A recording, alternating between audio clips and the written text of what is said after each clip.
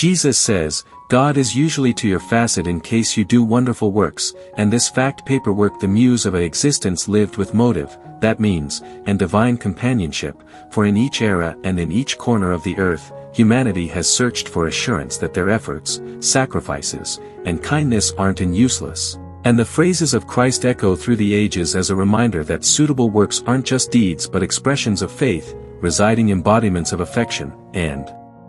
realistic illustrations of God's grace flowing through the human coronary heart. And while we align our lives with righteousness, compassion, mercy, and justice, we find that we do no longer stroll on my own but with the power and want of a divine presence who sees all, knows all, and walks beside those who are seeking to serve instead of be served, to uplift in place of to spoil, and to heal as opposed to harm. For God isn't always distant from the efforts of folks that pick out to behave with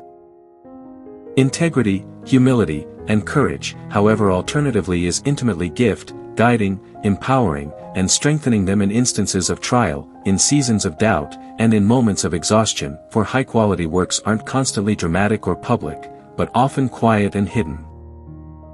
Like the affected person determined raising kids in love, the instructor who believes in every student, the employee who labors with honesty even if no person is watching, the friend who forgives instead of retaliates, the stranger who offers without watching for something and go back. And these are the works that shine like stars in a darkened international, and they draw God's interest because they replicate His very nature. For God is right and His goodness seeks expression through us, and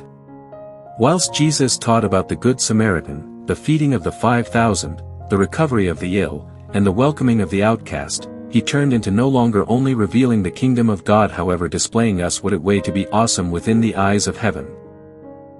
Not through titles, wealth, or applause, but through sacrificial love and devoted service, and He assured His followers that even a cup of cold water given in His name could no longer move unrewarded. And so we remember that doing extremely good works is not about perfection or grandeur, however about obedience, approximately being willing to reply to the needs round us with what we have. And while we try this, God stands with us, supports us, or even is going earlier than us to make a manner.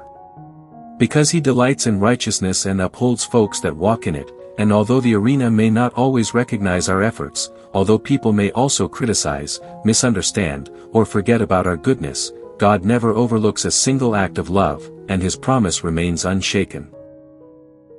If you do great works, I am with you, and so the soul finds courage to press on, to give again, to forgive again, to try again, to speak truth again, because behind every faithful effort is the assurance of divine companionship, and this is not a transactional promise, as if God's favor can be earned through works alone, but a relational one, rooted in a heart that seeks to reflect God's own nature, for faith without works is dead, as the book of James reminds us, and works without love are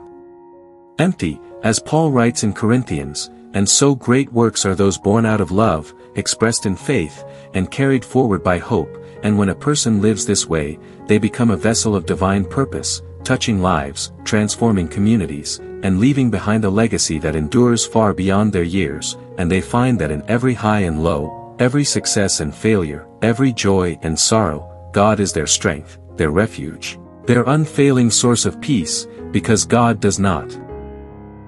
abandon those who walk in righteousness, but gives grace to the humble and strength to the weary. And even in seasons of suffering, those who do great works find meaning, because their lives are anchored in something eternal, in a relationship that no storm can break, no enemy can undo, and no fear can overwhelm. And in that sacred bond between human effort and divine support, miracles unfold, not always in the form of supernatural wonders, but in hearts changed, injustices corrected,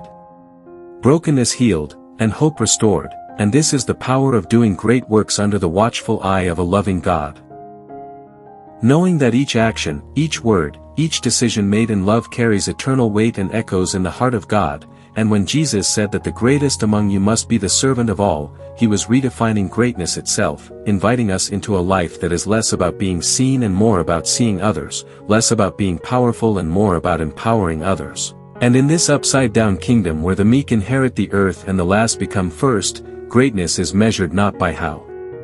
much we accumulate but by how much we give, and in giving, we find God, for He is always on the side of those who love mercy, who walk humbly, who do justice, and when we pursue these things not out of duty but out of joy, we step into a current of divine favor that no obstacle can halt, and the history of faith is full of such men and women.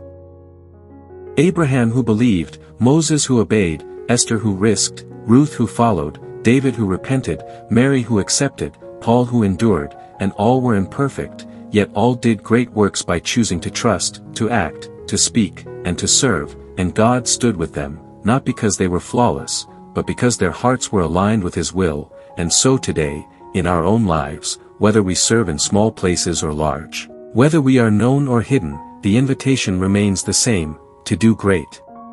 works, to love deeply, to serve faithfully.